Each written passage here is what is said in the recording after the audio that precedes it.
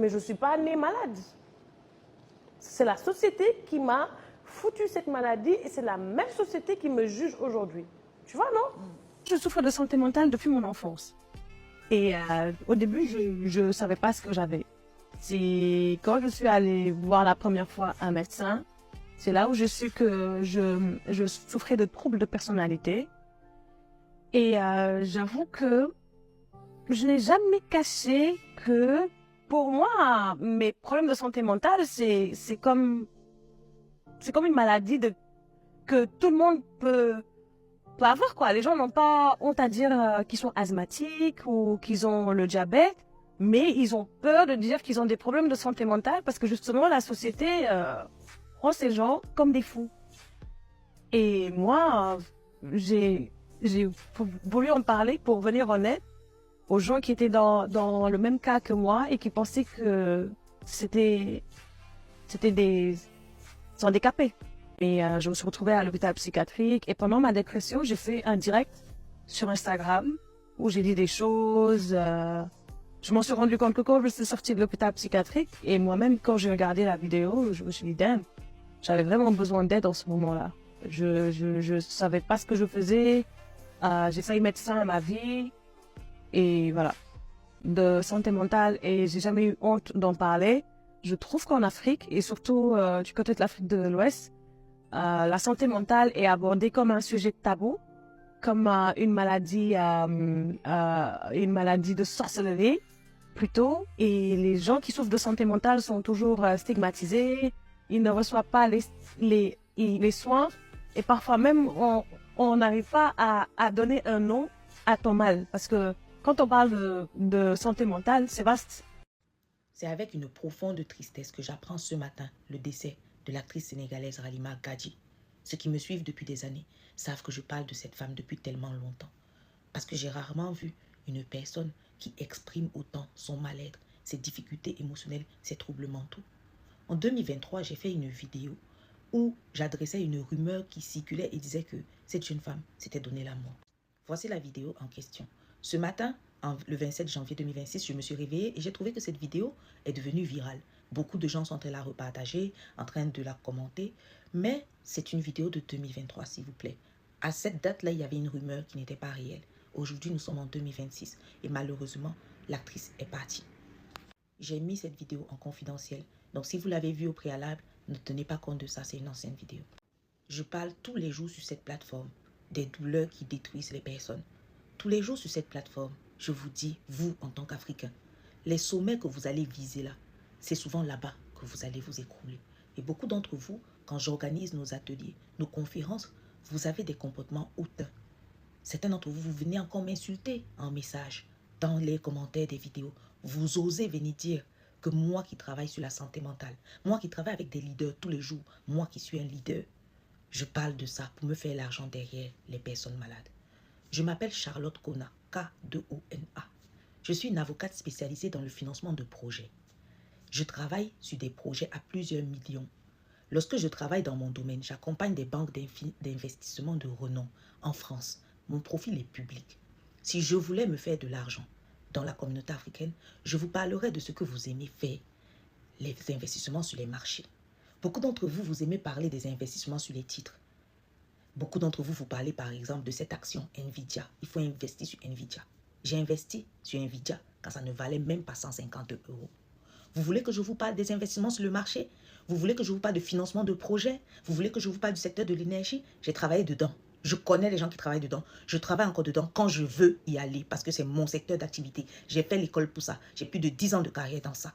Maintenant qu'on a situé donc les positionnements sociaux que vous aimez entendre, maintenant parlons de ce qui se passe dans la tête.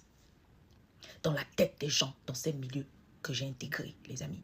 Dans ces milieux que j'ai intégrés, les gens sont alcooliques. Les gens sont dépressifs, les gens dorment en psychiatrie, leur famille ne les voit jamais. Les gens sont agressés sexuellement, les gens portent des mal-être, les gens sont des people pleasing au travail, les gens manquent de confiance, manquent d'estime, les gens ont des douleurs en eux, vous ne pouvez pas imaginer. Vous avez des avocates, leurs parents les regardent dans les yeux et leur disent que peu importe ce que tu fais dans ta vie, tu n'es rien. Tu ne seras jamais rien à mes yeux. Ces femmes-là vont travailler de 6 h à 2 h du matin parce qu'elles auront toujours l'impression que papa ne les a jamais validées. Vous avez des garçons qui ont été agressés sexuellement quand ils étaient stagiaires. Vous avez des hommes qui ont rêvé de travailler dans la finance, sont devenus traders. Mais ils n'ont tellement pas de vie qu'aujourd'hui, pour tenir le rythme de ce métier dont ils ont rêvé, ils sont obligés de prendre soit l'alcool, soit la drogue, soit des choses que vous n'imaginez pas. Et puis vous avez les actrices, des jeunes femmes très belles. Elles étaient sollicitées dès le plus bas âge pour leur beauté, pour leur côté phénoménal. Être à côté d'elles, c'est comme être à côté d'une lumière. Elles ont prouvé qu'elles étaient de vraies actrices, des personnes talentueuses. Mais derrière, vous savez ce qui se passe dans le milieu du cinéma. Ce qu'on veut, ce n'est pas seulement ce qu'elles ont comme talent. Ce qu'on veut, c'est leur corps. Ce qu'on veut, c'est leur être, c'est leur âme. Vous voyez à la télévision des grands réalisateurs, producteurs comme Harvey Einstein, ou je ne sais plus comment il s'appelle celui-là, qui a agressé tellement d'actrices. Vous croyez que ça ne se passe pas en Afrique? Cette jeune dame a fait une dernière crise en 2025 où elle expliquait qu'elle avait été agressée dans son milieu du travail. Tout le monde a dit non, c'est parce qu'elle est folle. Elle est folle? Vous savez combien de personnes portent des douleurs aujourd'hui que la société ne veut pas entendre? Vous savez combien de personnes avancent dans la vie? Les personnes avancent dans la vie pour pouvoir au moins arriver à une position, ils peuvent avoir une voix et dire ce qui est en train de les détruire de l'intérieur malgré tout ce qu'ils ont. Et ils n'y arrivent pas. Ah, aujourd'hui, beaucoup de gens vont écrire. C'est comme ça la réalité du mal-être émotionnel, des troubles mentaux. Quand vous allez partir, on va venir dire, oh, elle est partie, oh, ça me fait mal. Mais lorsqu'on organise des événements, lorsqu'on dit aux gens, parlez-en, lorsqu'on explique comment on en arrive là, avec vos grosses bouches souvent, ça m'énerve.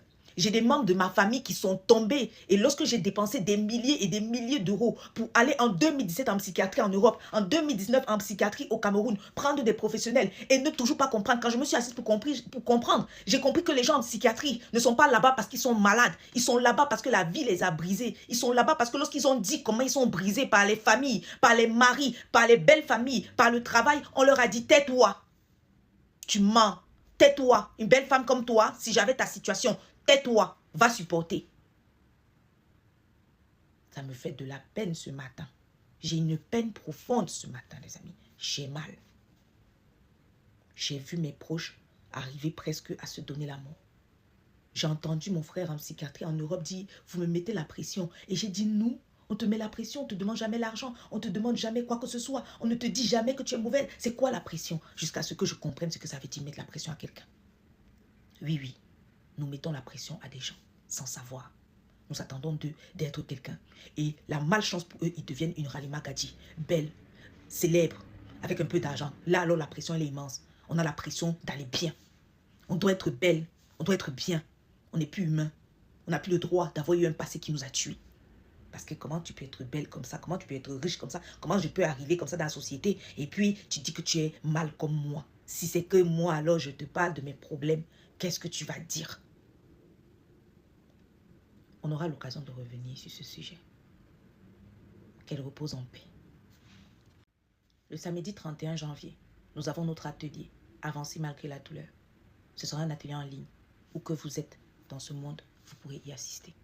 Si vous avez des douleurs profondes, si vous êtes en souffrance, si vous ne savez pas comment faire, j'ai créé cette plateforme pour qu'on sache ensemble comment faire. Et que vous le voulez ou pas, sur ma plateforme, vous allez apprendre comment faire. Réservez votre place en cliquant sur le lien Stan Store en profil. Tous les matins aussi, vous me trouvez en live dans nos matinales sur TikTok ou sur YouTube. Et ne venez pas avec vos commentaires sous ma page parce que je vais vous répondre comme je le fais chaque fois que je vois vos commentaires acerbes qui pensent que moi, je suis ici pour utiliser les gens. Si c'est que vous saviez comment faire, les gens de vos familles ne seraient pas sur mes lives. Vos femmes ne seraient pas sur mes lives. Vos enfants ne seraient pas en train de couper les ponts avec vous. Ici, je veux parler d'une douleur que vous ne connaissez même pas. Et dans notre société, je ferai ma part du travail. Parce que ma famille a été brisée comme celle de Halima Gadji aujourd'hui. Et j'ai dit que je ferai ma part du travail. Ça vous plaît? Restez. Ça ne vous plaît pas? Vous connaissez la porte de sortie. Sinon, je vais vous la montrer. D'accord? J'ai remarqué un truc sur les réseaux. Chaque fois quand quelqu'un décède, on fait semblant d'avoir compris la vie. On fait semblant d'avoir compris le sens même de la vie. On fait semblant d'avoir tiré des leçons. Mais ce n'est pas la première qui s'en va suite à la dépression. Je pense que depuis des années, il y a des personnes qui décèdent à cause de la dépression. Mais comme ce facteur est tellement négligé en Afrique, On sous-estime, on dit que non, ce sont des choses des blancs. Alors lui, vous faites semblant d'avoir compris parce que c'est elle qui est partie. Mais d'ici une semaine là, je vous assure que d'ici une semaine, les mêmes personnes qui disent que oh Yako, on va plus recommencer, seront ces mêmes personnes à aller dans les commentaires des gens, aller dans les vidéos des gens, mettre des commentaires péjo, insulter la dignité, la tête à l'intégrité de Crué. Réellement, vous n'avez rien compris. Dans la vie, si on ignore ce qu'on aime, on fait semblant de ne pas aimer même des gens. Demain là, vous allez voir des gens toujours s'insulter, se clasher sur les réseaux. Et quand ces personnes partiront, vous allez dire, ah, vous me laissez avec qui? Tu me laisses à qui? Tu me laisses à qui? Mais ils te laissent simplement avec ton orgueil. Ils te laissent simplement avec ton orgueil. Parce que nous sommes tellement orgueilleux en fait. Tellement orgueilleux, s'il vous plaît, changez un peu de mentalité. On fait semblant chaque année, tout le temps, de comprendre réellement la vie. Sinon, au fond, là, on ne comprend rien. Sinon, au fond, là, on fait semblant de comprendre pour recommencer les mêmes erreurs demain. Ah oui. J'ai appris ce matin le décès de l'actrice Halima Gadi, qui avait joué dans Maîtresse pour un homme marié notamment. Et j'ai une chaude pensée pour son frère, Kader. J'ai une pensée pour sa maman dont elle était proche. J'ai une pensée pour son enfant. Et j'ai une pensée chaude aussi pour elle. Je ne connais pas encore les circonstances de son décès, mais elle s'était exprimée à de très nombreuses reprises sur le fait que sa santé mentale n'allait pas bien. Elle avait à maintes et maintes reprises expliqué qu'il lui était arrivé de tomber dans de grandes phases de dépression. Elle disait qu'elle avait beaucoup souffert durant son enfance, de dépression, d'isolement, de moquerie. Elle disait qu'elle était marginalisée, que les gens ne l'écoutaient pas, que pour toutes ces raisons-là, elle se sentait très seule. Elle se sentait parfois totalement incomprise. Et par rapport à tout ça, les filles, je vous le dis tout le temps, que chacune soit le carrefour de l'autre. Que son départ vous fasse réaliser enfin à quel point la santé mentale est importante. Surtout au sein de la communauté africaine. Là où on a tendance à se dire qu'on doit être forte à tout prix. Que nous n'avons pas le droit de nous plaindre.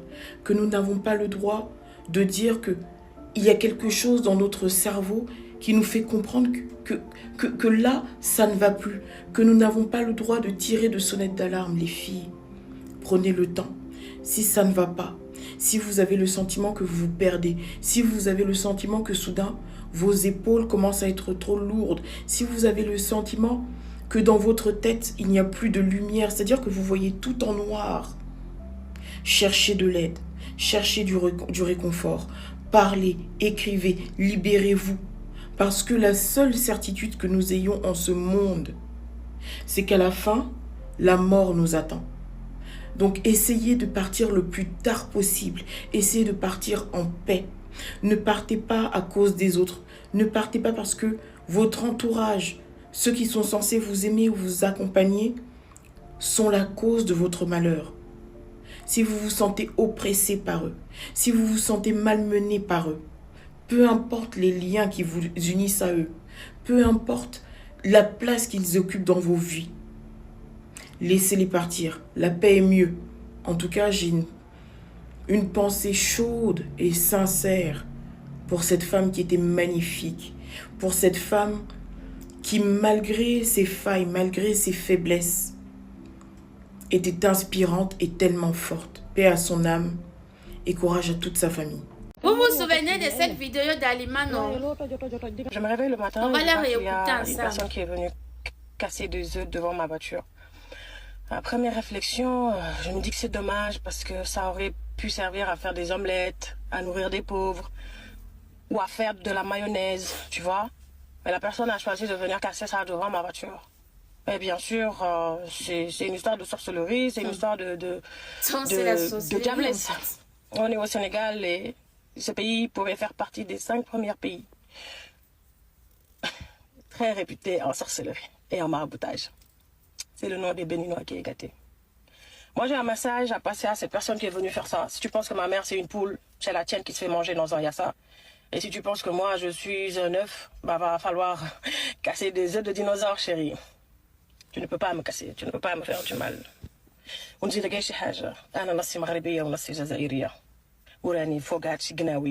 ne peux pas, tu ne peux vraiment pas. Donc arrête tes conneries et puis les temps sont durs. Actuellement, les temps sont durs. Qu'est-ce que tu as à venir casser des œufs devant ma... Tu veux prendre quoi? Ou bien tu veux casser quoi? Mon cher, si je venais te raconter ce que je vis à l'heure là, tu n'as pas besoin de casser des œufs. Tu aurais dû me donner les œufs, ceux-là. Jusqu'à tu titilles mon bec. Mais l'être humain est mauvais, hein. Tu ne peux pas me faire du mal.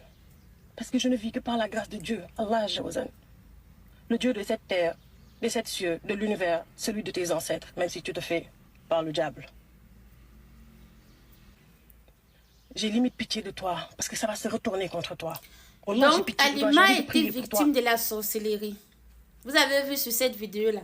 Ça fait partie des choses qui ont atteint son moral. Si tu n'as pas été victime de la sorcellerie, tu ne peux pas croire ça. Les gens disent, oh, la sorcellerie n'existe pas jusqu'à ce que ça arrive devant leur porte. Moi, dans mon ancien quartier, je louais dans une cité. Ce que les Ivoiriens appellent cour commune. J'avais mon appartement. Un jour, je me lève comme ça. Je vois les gris-gris devant la porte. Il y avait tellement de choses. C'était une masse de saleté comme ça, avec les tissus rouges, les fils attachés. Attachés. J'ai fait demi-tour. J'ai demandé à mes enfants qui étaient à la maison, mon petit frère, ma petite soeur, de ne pas bouger, de rester là. J'ai appelé maman. J'ai dit à maman que voilà ce qui se passe devant la porte. J'ai appelé le bailleur. Ce sont les inconnus qui sont venus nettoyer ça. Ils m'ont dit de ne pas toucher. Parce que si c'est moi qui touchais, ou bien si c'était peut-être mon petit frère ou ma petite soeur, peut-être que c'est qu'aujourd'hui là, on n'est même plus là. Bon, c'est que moi je suis même plus là pour vous faire le Congo, ça comme je vous fais là. J'ai dit, j'étais obligée de déménager de la maison, de changer même de quartier, aller m'installer loin à Bédi. Alors que c'est un quartier où j'ai vécu durant mon enfance. J'ai dit, ah, j'ai les amis là-bas, j'ai la famille là-bas. Donc, je dois rester à côté au cas où si je tombe malade. Mais non, hein, j'étais obligée de changer. Si les gens n'avaient pas vu avec leurs propres yeux comme ça, pour témoigner que oui, on n'allait pas me croire. Même les rêves que vous faites souvent, on vous a attaché comme ça. J'ai trop vécu des choses comme ça. Aujourd'hui, je dis Dieu merci. J'ai dit Dieu merci. Parce que ça part. Prenez soin de vous. Protégez-vous. Priez vos ancêtres. Priez le Dieu de vos ancêtres. Parce que là, c'est trop grave. C'est trop grave. Mais avant de mourir, elle avait fait un post où elle disait que les morts ne lisent pas les publications de Facebook. Que, pardon, s'il arrive un jour qu'elle meurt, on doit faire les prières pour elle. Qu'on doit faire seulement les prières pour elle. Mais nous autres, on est obligés de faire les vidéos pour sensibiliser aussi. Parce que c'est notre devoir en fait. C'est un devoir pour nous tous. Pour annoncer et sensibiliser. C'est pas facile, hein? C'est pas facile. J'imagine un peu sa famille en ce moment. J'imagine un peu sa famille en ce moment. Qui était là pour elle quand elle allait mal. Hé! Hey! Pardon. Maman, repose un peu. Oh. Que la tête de nos ancêtres te soit légère. Parce que le geste, là, tu vas même commencer par où? Faites attention. La fête de sorcellerie, là, c'est réel. Si tu n'as pas vécu la situation, tu ne peux pas comprendre. Hein. Tu ne peux vraiment pas comprendre. Je ne suis pas née malade. C'est la société qui m'a foutu cette maladie et c'est la même société qui me juge aujourd'hui. Mon Dieu. Mon Dieu. Qu'est-il arrivé à Halima Gadji en fin 2021, début 2022? J'ai fait une grosse dépression. Bon, le médecin a dit aussi que c'était un burn-out. Je me suis retrouvée à l'hôpital psychiatrique et pendant ma dépression, j'ai fait un direct sur Instagram où j'ai dit des choses. J'avais vraiment besoin d'aide en ce moment-là. Je savais pas ce que je faisais. J'ai failli mettre fin à ma vie et voilà. Elle dit qu'elle n'est pas née malade. C'est la société qui l'a rendue malade. Et c'est cette même société-là qui a passé le temps à la juger. Les filles, mes abonnés, les gars, prenez soin de votre mental. Prenez soin de votre santé mentale. Parce que quand quelqu'un veut te faire ça sans vaseline, il te prend tout ce que tu as là. Il te prend tout ce que tu as là. Parce que là, quand tu perds la capacité de réflexion, quand tu perds ton moi, quand tu vis en fonction des émotions qu'on t'a imposées, quand tu perds ta propre raison là, c'est plus bon. Ce n'est plus bon. Ne laissez pas les gens vous stresser. Ne laissez personne vous stresser. Vous qui êtes en Europe là, qui travaillez les petits 500 francs, vous envoyez à vos familles. Pour après dire que, oh, 50 € c'est petit. Oh, c'est quoi ça? Vous partez pleurer dans vos chambres. Vous partez faire les dépressions. Arrêtez-moi ça tout de suite. Arrêtez ça tout de suite. Parce que si vous mourrez comme Halima, on va mettre les ripes, on va organiser le deuil, on va manger, on va boire. Mais vous aurez perdu beaucoup. Vous aurez perdu beaucoup. Donc, on a attaqué Halima jusqu'à atteindre sa santé mentale. C'est ça qui fait qu'aujourd'hui, elle est partie. C'est ça qui fait qu'aujourd'hui, elle nous a laissés. Elle est partie. On a vu les sorties d'Halima ici quand elle était malade. Tout le monde disait que ouais, partout, il faut qu'elle guérisse. Mais malheureusement, elle est partie hier. Prenez soin de vous, mais surtout de votre santé mentale.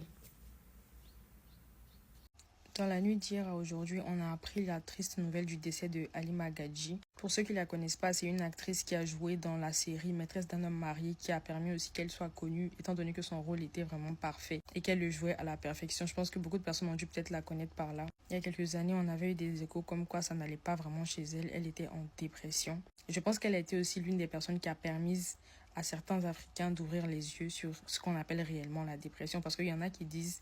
Il y a certains Africains qui ont l'habitude de dire que c'est des choses de blanc. C'est pas seulement parce que les gens sont blancs qu'ils peuvent être atteints de dépression. La dépression touche absolument tout le monde. Je souhaite vraiment mes sincères condoléances à sa famille, à ses amis, à toutes les personnes qui étaient proches d'elle ou pas, à sa famille des réseaux que nous sommes. Comme on le dit souvent, c'est Dieu qui donne et c'est Dieu qui reprend. Donc je pense que tout ce que nous pouvons faire de notre côté, peut-être au lieu de faire même des posts et tout, c'est de vraiment prier pour elle, la porter en prière et puis... espérer que son âme puisse trouver la paix. En tout cas, beaucoup de courage à toute sa famille. Je souffre de maladie mentale depuis l'âge de 11 ans. Dépression, je suis dépressif. Et ma dépression me mène toujours à des tentatives de suicide. Et ce que je veux dire aux gens, c'est qu'une personne suicidaire ne cherche pas forcément à mourir, mais elle cherche juste à stopper la douleur. Parce que c'est une douleur qu'on n'arrive pas souvent à expliquer. Et cette douleur nous fait tellement mal qu'elle nous empêche de dormir, qu'elle nous empêche de nous concentrer, qu'elle nous empêche d'être heureuse. Et cette douleur peut aussi affecter les autres. Donc un suicidaire cherche toujours à stopper cette douleur en mettant sa vie en péril, prenant des médicaments, se péter les veines ou bien se tirer une balle dans la tête, se pendre. Mais en tout cas, voilà. J'en ai parlé, j'ai parlé. Et ça a aidé beaucoup de gens. Aujourd'hui, j'ai créé une association qui s'appelle Sama Mental, en Wolof, qui veut juste dire en français mon mental. Et aujourd'hui, les actions que je vais mener avec mon association, c'est de venir en aide les gens qui souffrent de santé mentale pour recevoir les vrais traitements pour chaque maladie, mais aussi les aider à se réintégrer dans la société. Parce que la phase la plus difficile, c'est quand on se reconstruit. Il y a la phase de la maladie et il y a après la maladie. Et après la maladie, c'est la phase de reconstruction. Et souvent, cette phase te ramène encore à la maladie. Parce que les gens ont toujours un doute que tu es guéri, tu vas chercher du boulot, les gens ne veulent pas t'engager, tu n'as plus de vie sociale, tu n'as plus d'amis. Même pour trouver un partenaire dans ta vie, c'est difficile. Même un jour, ma mère est venue me voir, je lui ai dit « Sors-moi de là, sinon je sortirai pire que comment je suis rentrée. » Sous une échelle de 1 à 10, je suis rentrée, j'étais malade à 5, mais là, je risque de ressortir à 10. Parce que voilà ce qu'on me fait.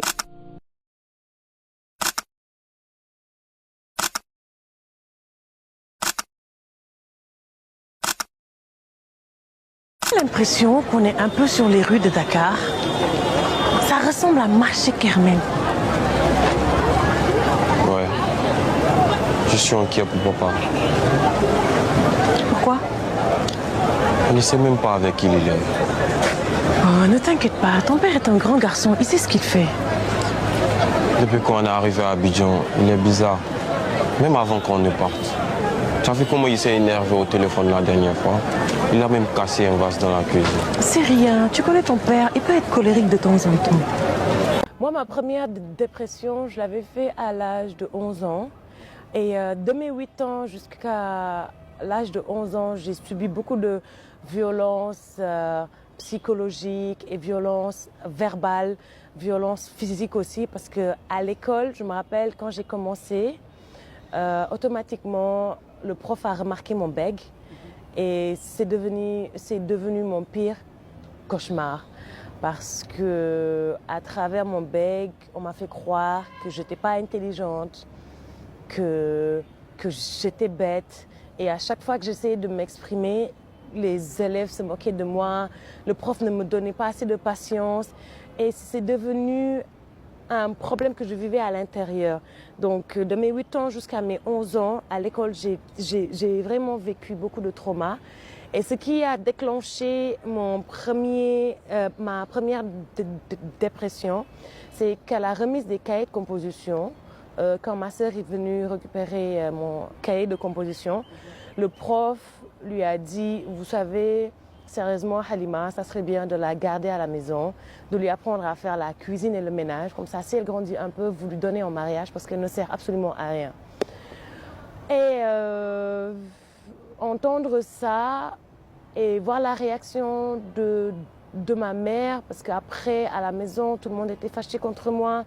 Ma mère était en larmes, elle me disait, regarde ce que le prof dit, qu'est-ce qu'on va faire de toi?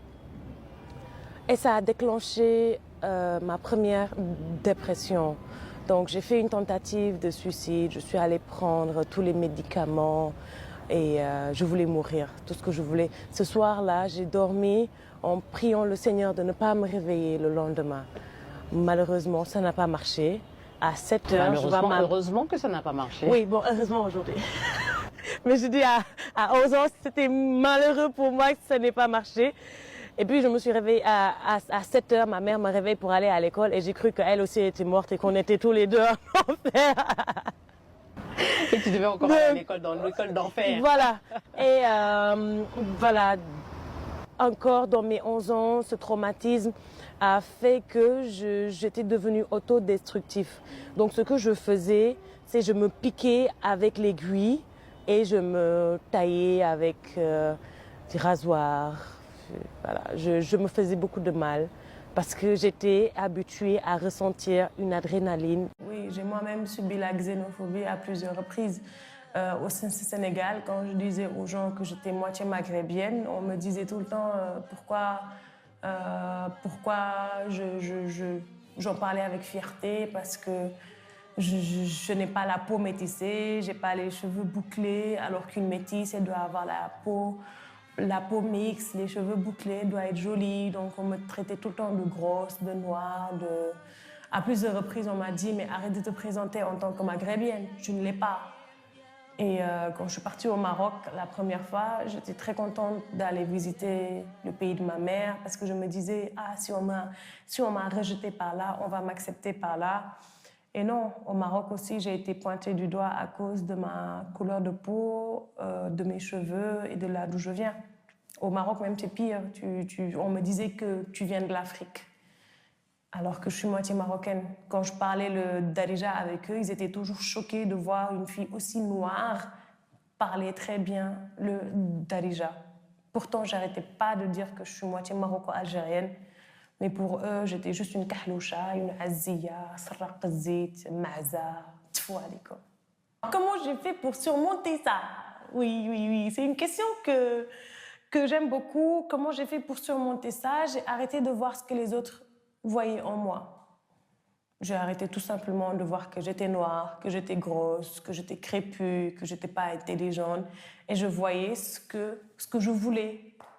Devant le miroir, je me disais, mais tu es belle, tu es intelligente, regarde, tu n'es pas noire, tu brilles comme le soleil. À 18h, tu deviens orange et puis tu te couches comme le soleil. La nuit, tu brilles comme les étoiles, écoute, ta peau brille. Et puis ouais, je me disais des choses comme ça et petit à petit, tu vois, j'ai pris confiance en moi. Et voilà. Quand je disais aux gens que j'étais moitié maghrébienne, on me disait tout le temps pourquoi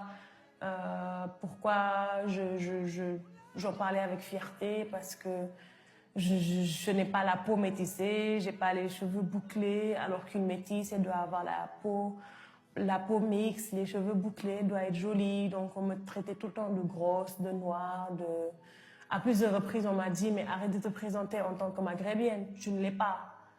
Et quand je suis partie au Maroc la première fois, j'étais très contente d'aller visiter le pays de ma mère parce que je me disais, ah, si on m'a rejetée par là, on va m'accepter par là. Et non, au Maroc aussi, j'ai été pointée du doigt à cause de ma couleur de peau, de mes cheveux et de là d'où je viens. Au Maroc, même, c'est pire. On me disait que tu viens de l'Afrique, alors que je suis moitié marocaine. Quand je parlais le Darija avec eux, ils étaient toujours choqués de voir une fille aussi noire parler Darija. Pourtant, j'arrêtais pas de dire que je suis moitié maroco-algérienne.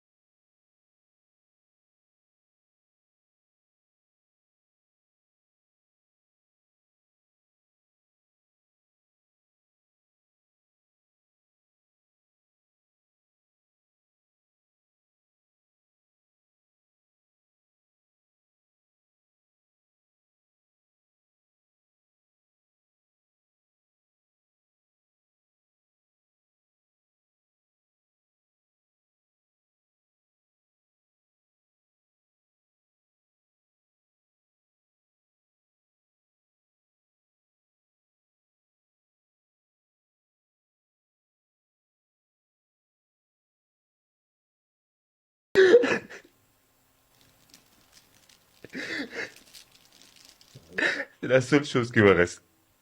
Mais si elle est fissurée. Tu sais que moi-même, je me comprends pas. Comment veux-tu qu'ils me comprennent? Comment veux-tu que je leur veuille? Mais tu m'as déjà écrasé. Et je suis encore là. Il existe des cœurs qui battent pour vous. On vous aime. On vous soutient. On croit en vous. Votre douleur ne vous définit pas. Votre lumière n'est pas éteinte. Continuez de croire en vous, parce que vous comptez plus que vous ne l'imaginez. À ma sœur Halima Gadji, on ne guérit peut-être pas en un jour, mais chaque jour, on avance. Et je marcherai toujours avec toi, ma plume. Inch'Allah. C'est avec classe que ça marche à chaque fois.